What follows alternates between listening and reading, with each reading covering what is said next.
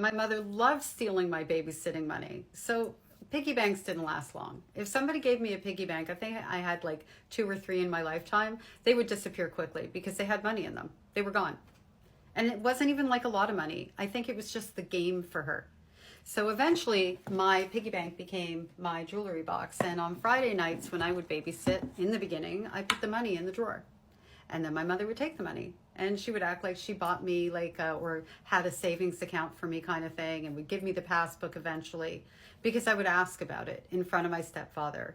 And she would put on a big show for him that she was being this great mom teaching me how to save money. I was saving money and she was stealing it. And then it became cat and mouse. I would hide it in different places in my room. She would find it as quickly as I would hide it, betraying me at every turn. Never mind also the modeling jobs that she would swoop in when I was like living with my grandparents and telling me that money was in a savings account. I never saw it. I don't know how much it was, but it was mine, right? And the savings bonds for all of my birthdays that would come from like grandparents and aunts and uncles and things like that, never saw it. All evaporated.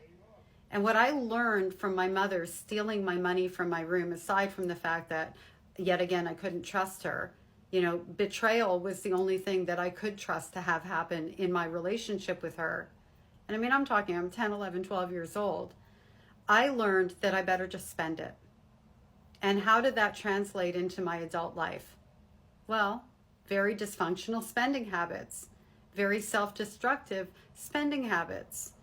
It's like there was a part of me for a lot of my adult life that was behaving like somebody was going to take it if it wasn't already gone. So I might as well find a way to enjoy it.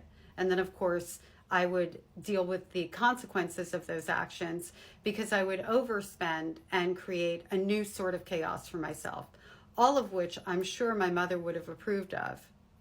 Sometimes we do that because we still have that need for approval, even though they're not going to know about it. That little child inside of us is still jumping up and down and taking over and trying to gain that approval, which we equate with love.